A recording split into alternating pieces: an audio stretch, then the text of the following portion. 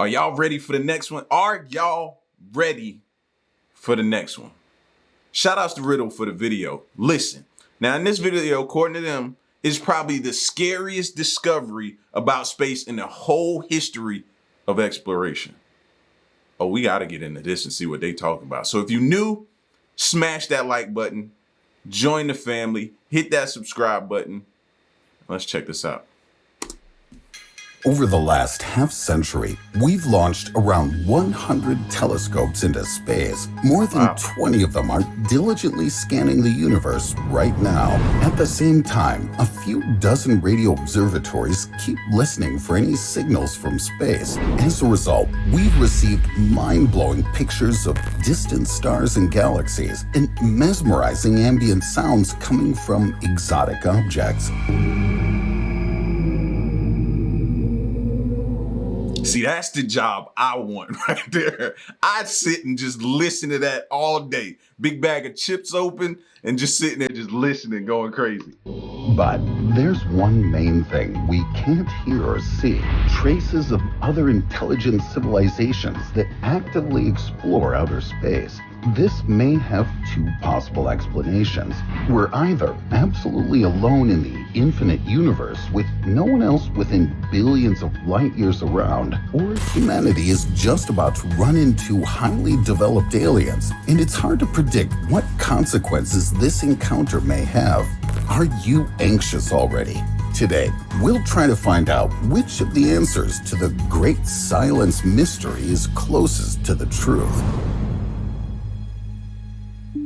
What if we really live a hopelessly lonely interstellar life? Scientists of the past couldn't stand this idea. They were adamant that other planets of our solar system were densely populated. Nomads roaming around the deserts of Mercury, tropical jungles on Venus, and even an entire civilization that built Martian canals. All of these are real scientific hypotheses of the past ages. And only in the 20th century, when we sent probes to the nearest planets, we realized an obvious thing. These worlds are absolutely lifeless. However, the most recent analyses suggest that even our galaxy alone may harbor from 300 million to 40 billion Earth-like planets. Numbers with so many digits make the concept of our stellar solitude look extremely far-fetched. But with numbers like that, how are we supposed to ever know? We ain't gonna find out in this lifetime if there's other life forms out there. There's no possible way. But not impossible. After all, how many of those planets are likely to have everything that makes Earth habitable? A long-lasting star that doesn't explode into violent flares, enough organic matter to build complex molecules, and of course some liquid water on the surface to complete this primal life soup. And don't forget a massive moon on duty to stabilize the planet's chaotic rotation and climate. There are hundreds, if not thousands, of other known and unknown ingredients needed to eventually get one tiny living world in this immense universe. I mean our Earth. Most scientists refuse to believe in its uniqueness, but since they still can't prove an exact recipe for the birth of life, it may well require billions of components. Far away in space, there might exist billions of Earth-like worlds outside our galaxy. What are the chances that each and every one of them is dead? And yet, it may be some other thing that makes our home planet unique. This is what plagued Enrico Fermi, a physicist, when in 1950 he sat down to lunch with his colleagues at Los Alamos National Laboratory and shocked them with a simple question. But where is everybody? By this, he meant not only living beings, but also advanced extraterrestrial civilizations that had to somehow indicate their existence during 5 billion years. Yes, that's what astronomers of the mid-20th century concluded when estimating the age of the universe. Now we know that it's 2.5 times as old, although it looks just as pristine. And this makes the so-called Fermi paradox even more scandalous. The physicist himself believed that humans as an intelligent species are truly one of a kind, but he couldn't explain why. but perhaps somebody else could. In the late 90s, economics professor Robin Hanson came up with the hard steps theory of evolution. According to this theory, the emergence of primitive cellular life is only the first and definitely not the most difficult step. After this, life forms need to evolve into multicellular organisms. When this task is done, they've got to develop a brain complex enough to have a mind, which will later create a technological civilization and ultimately start reaching for the stars. It took Earth around 4 billion years to go through these 5 complex stages, and Robin Hanson strongly suspects this is an absolute space record. Maybe life forms on some Earth-like worlds haven't yet managed to move further than bacteria status. In some others, animals may have failed to develop a well-functioning brain, while aboriginals from neighboring planets may have spent millions of years happily swinging their stone spears and not craving anything extra. So, according to Hanson's theory, humankind could possibly be an intergalactic newborn surrounded by hundreds or even thousands of nearly virgin worlds. And while many people keep rejecting even this degree of human exclusiveness, it perfectly explains both the Great Silence and the Fermi paradox. If only our universe... See, my problem with that is, just because we haven't seen it yet, everybody starts to believe it ceases to exist. No, that is not always the case. And I'm not saying I'm right and I'm not saying you're right, but I'm just saying we just can't rule it out. We have not seen it, and we have not explored much of space yet. Is not lifeless and so poorly studied for other pretty unexpected reasons. What if the clue to the Great Silence lies not only in the existence of life, but in the very nature of space? Hanson's theory states that a civilization must overcome not only great challenges like hard steps as it evolves, but the almighty Great Filter too.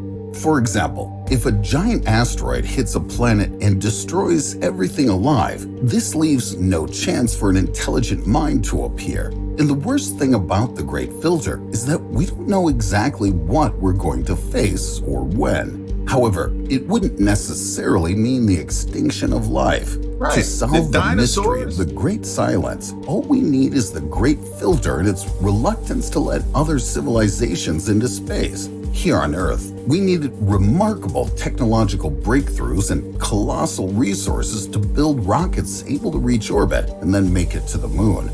And remember that Earth is relatively small, and its gravity is low compared to the rocky exoplanets we've discovered. Most of them are the so-called super-Earths, and even the most powerful and perfect machines wouldn't be able to overcome their pull. Maybe a very advanced civilization from one of such planets could even repeat the trick of Jeff Bezos and almost travel to outer space, but it certainly wouldn't manage to erect a space station in orbit needed for further research and flight missions. These aliens would have to deal with their own planet's crushing gravity, which would become the Great Space Filter on its own, although it wouldn't be their only curse. Intelligent aliens may inhabit not the rocky super-Earth, but an ocean planet like this, located just 100 light-years away from us. It's so suitable for life as we know it that we've already told the James Webb Space Telescope to carefully examine it as soon as possible. But if you ask me what the telescope is not going to find there for sure, I'll tell you what: space launches. That's because local deep-living species like intelligent octopi, first of all, would have to get out of the ocean and build a high-tech submarine for this. It sounds complicated enough, but going into orbit requires things like a couple of rocket engines, which would be a hopelessly big problem for aliens. Not to mention that most of the known space oceans are separated from space by a thick ice crust. It'd literally be like the Great Filter, and even the pure assumptions about other faraway galaxies would hardly seep through it. Perhaps aliens wouldn't even try to break the ice and would forever believe that their ocean is where the universe begins and ends. But even if Earth dwellers are given and I'm not trying to say they're our opponent, but I feel like we're not respecting our opponent in a sense. You know what I'm saying? For lack of a better term. Like, we're already downplaying their intelligence. We did that about ancient civilizations, right? And their building capabilities, and we're seeing that they were more advanced than we gave them credit. We're doing it again. Stop. We gotta stop doing that. I'd rather err on the side of caution. You know what I mean? I'm not gonna do that. That way, if we do come across them, we're not ill prepared, or we're not, they're just dumb. No, bro, they could be well and way more advanced than us. Conditions, it doesn't mean we're bound to expand all over space.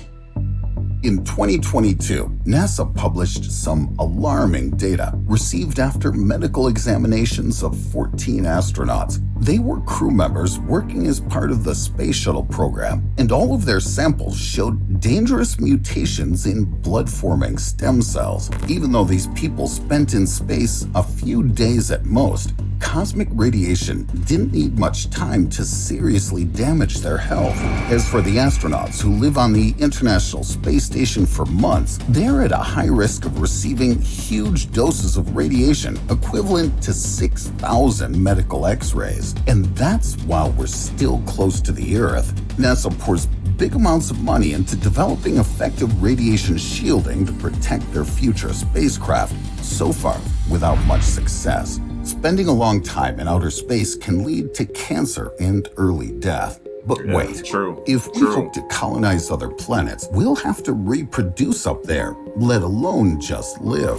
Unfortunately, a human fetus will be an easy target for cosmic rays even on Mars. With that in mind, we've got the most depressing solution to the Great Silence and the Fermi Paradox. No civilization is physically able to survive anywhere outside its native environment. That's why any space settlement is doomed to fail. But even if we do find a way to cope with the Great Filter and colonize at least our solar system, what would we do with enormous interstellar distances?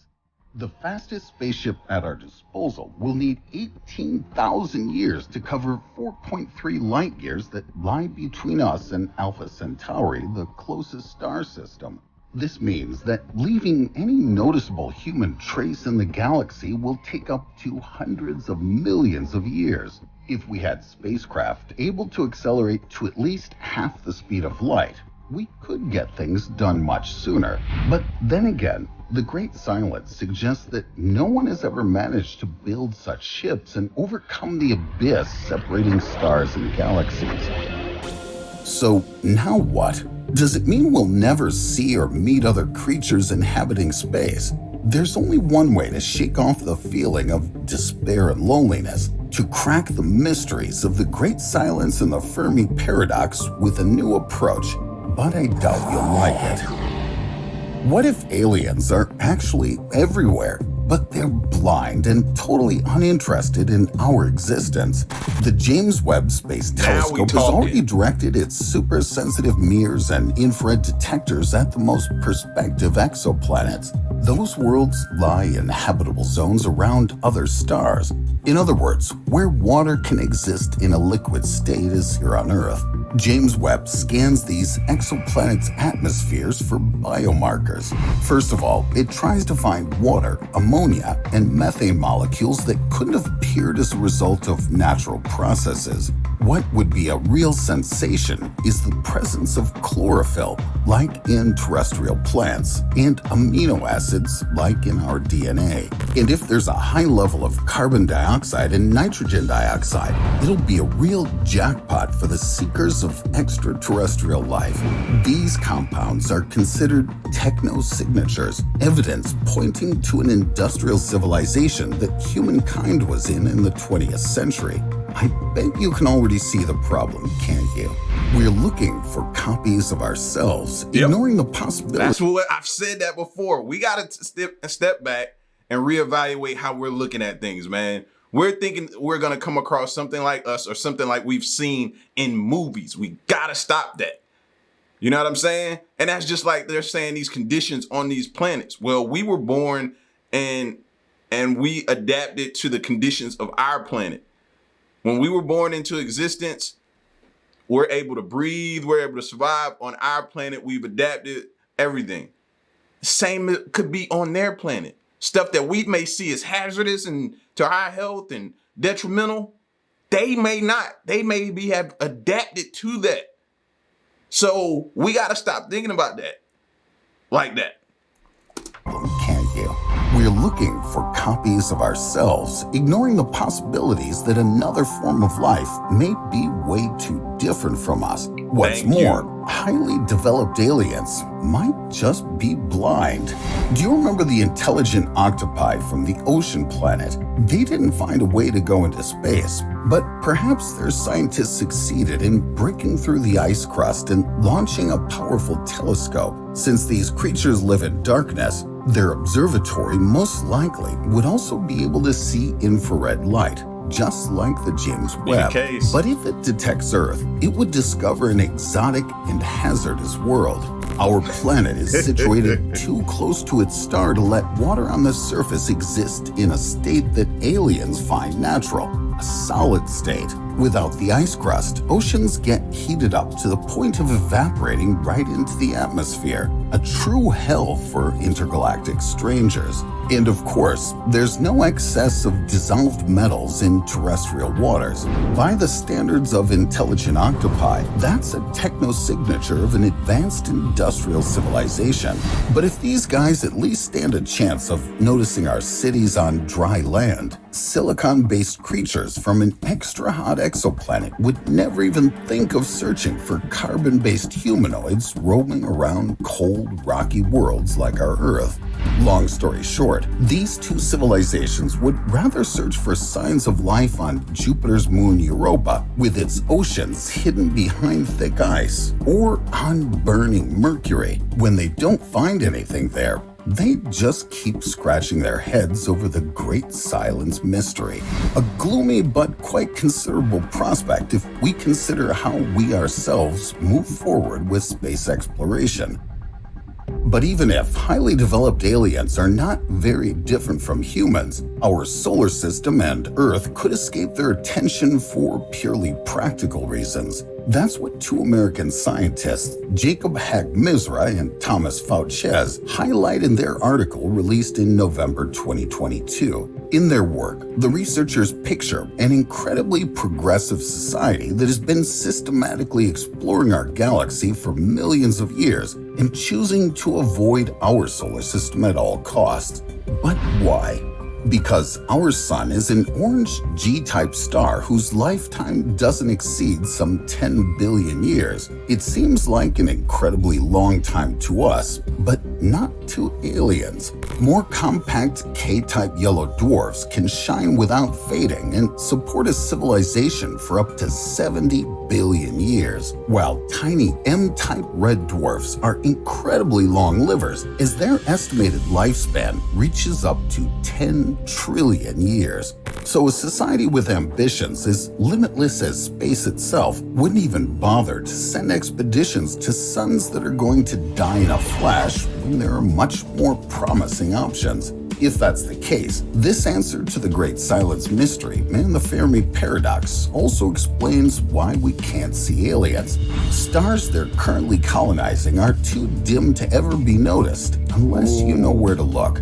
It sounds plausible. However, simulations show that in only a few million years, a civilization like this would have visited even our closest neighbor, a red dwarf called Proxima Centauri. There's no way we could have missed such a big moment. Based on this, most scientists have concluded that there can't be any highly developed aliens in our galaxy at all. Nevertheless, John Smart, a futurist, doesn't feel like excluding the chance and suggests a more intriguing way to unravel the Fermi paradox and understand the Great Silence. According to him, we should search for other civilizations not on other exoplanets, but inside massive black holes. Seems like someone has an overly creative imagination, but this approach is totally scientific. Smart puts forward the transcension hypothesis. In the similarly titled movie, Johnny Depp's character decided to upload his own mind into a complex computer program. From Smart's point of view, a remarkably advanced society that has mastered the technology of this kind is unlikely to invest enormous resources into troublesome and dangerous space colonization and try to remold other planets so that they'd be comfortable to live on. Instead, aliens would rather prefer to move to a peaceful virtual world. I was just thinking that as well. What if they're trying to keep their distance from us and they're doing a good job at it? They see our planet and they may see and look at us as destruction. You know, we can mess up some stuff, right? Like literally, you know what I'm saying? So maybe they're trying to avoid and stay away from us and they're doing a good job possibly. To satisfy their digital desires for billions of years to come, they'd need an ultra-powerful supercomputer of astronomical proportions. When they finally refine and optimize its design, then, according to Smart, we wouldn't be able to tell this machine from a black hole. Who knows? Maybe back in 2019, astronomers captured an alien supercomputer in Messier 87, and right now, digitized aliens are using it to simulate our whole universe. Lost in their utopic reality, they couldn't care less about us or our struggle to crack the Great Silence mystery. I hope one of the previous solutions was correct, as the remaining options might give you nightmares. What if aliens are much closer than we can imagine, even in our wildest dreams, only they remain invisible? In 1966, astrophysicists Joseph Shklovsky and Carl Sagan shocked the scientific world when they introduced a hypothesis claiming that extraterrestrials had already contacted humanity. But since it happened in the distant past, the only clues we have are strange pictures and artifacts of the ancient world. Now, add to this all the numerous legends from completely different cultures dedicated to mysterious creatures that came from the stars and brought knowledge and technology to people. Shklovsky and Sagan developed a purely scientific paleocontact theory, but soon it was taken up by pseudoscientists like Erich von Däniken, who turned ancient aliens into some sort of a cult and therefore discredited the idea as such. But who knows, maybe it wasn't so bad after all. The paleocontact theory not only fixes the problem of our planet's uniqueness, but also doesn't contradict the assumption that a highly developed civilization has been exploring our galaxy for a long time. I have only one pressing question. If they were around thousands of years ago, where could they disappear to? Here's one of the possible answers. After making the initial contact, humankind ended up not in a galactic federation, but in a space zoo. Maybe highly intellectual aliens are low-key watching dozens of more primitive civilizations driven by scientific curiosity or sheer boredom. Or maybe they just want to know what their potential rivals in space exploration look like. The latter is especially probable if we consider another theory from the author of The Great Filter. Robin Hansen and his colleagues calculated that if space expansion is achievable at least half the speed of light, so-called greedy aliens will take over almost the entire observable universe in just a few billion years. We'll simply have nowhere to live. And there's no need to visualize any space zoos to explain why we still don't see them. Hansen has two different options up his sleeve. The first one says that expansion started by greedy civilizations could have just begun, and we haven't yet realized this. That's because, given tremendous space distances, we see even the center of our own galaxy the way it was 26,000 years ago. That was when hunter-gatherers inhabited Earth, so who said there couldn't be an intergalactic empire rapidly growing nearby right now? Hansen's second explanation is even less encouraging for humans. We don't notice that the universe is being seized by greedy aliens because it's happening at the speed of light. We simply won't detect them until it's too late. Consequently, never thought about them being able to travel at the speed of light, and we're still trying to figure it out. Never thought about that either. Interesting theory. can barge into our solar system in a million years or right tomorrow with equal probability. And if they are really so fast, there's a high probability that what we'll see on our radars will not be large colony spaceships able to populate Mars faster than you can say terraforming. Most likely, it'll be a swarm of alien drones programmed to devour everything they meet on the way, especially rocky planets rich in metals. The drones will need them to self-replicate and fly farther to the next star systems, and so on indefinitely. No, that's not a script of a sci-fi horror movie in production. Nope. That's a real guide on how to successfully spread your influence throughout space. And it was developed by scientists Stuart Armstrong and Anders Sandberg back in 2013. Thank you, guys. Now we can certainly live in peace without anxiously trying to spot predatory drones up in the night sky. And while humans still have some chances to foil their attack, here's the last potential key to the Great Silence Mystery and the Fermi Paradox, the most frightening of all. And if it's true, we have no hope of survival. But you know what? We actually have it coming.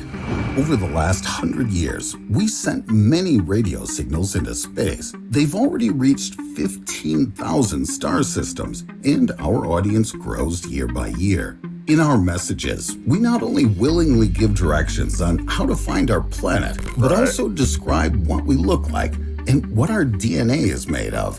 We even attach a map of Earth. Stephen Hawking and several other scientists criticized such frankness and called these messages way too risky. Because when some advanced society... I mean, do you blame them? That's almost saying like, here, this is us. And if you want to do something to us, this is how you do it right here. All right, here's all the information you need. Call us back now. Receives them sooner or later, its initial reaction may be quite different from the joy of meeting their interstellar peers. It may be primal fear. What are we really up to? What if our signals are some cruel tricks? Any civilization, however friendly it is, may find it easier and safer to destroy strangers once they announce themselves. Perhaps these aliens have their own James Webb that, apart from highly sensitive sensors designed to look for habitable exoplanets, is also equipped with super powerful hyperdimensional lasers designed to immediately burn out all life on its way. And we basically made the job easier for them by spilling all the vital information about our home. In this case, the Great Silence is screaming at us. The universe isn't a barren desert. It's a dark forest full of wild beasts lurking behind the bushes. And humans have just loudly stepped on a dry stick. At the end of the day, even the brightest minds are currently struggling to provide an accurate analysis and say which solutions to the Fermi Paradox deserve more credibility. That's why, for now, we can seriously consider all, even the most unbelievable theories. In his calculations, Robin Hanson rejects the scenario where greedy aliens travel faster than the speed of light. He says that if it were possible, the whole universe would have been crammed with newcomers almost since the galaxies appeared. But if aliens did manage to invent a faster-than-light engine, well, let me congratulate everyone on the end of our search. We are them, the ones who colonized Earth eons ago. Or maybe our planet is just one of those digital simulations created by super smart aliens, and space around us is so empty because it's merely a backdrop. So, which of the scenarios, in your opinion, is most likely to be true? I don't know, man. And this is why I'm 50-50. You know what I mean? Maybe us finding out if they exist could come at our own demise. I don't know. Y'all let me know how you feel about finding out or if it's true. Get at me in the comment section and stick around and stay tuned. The next one I'm gone. Peace.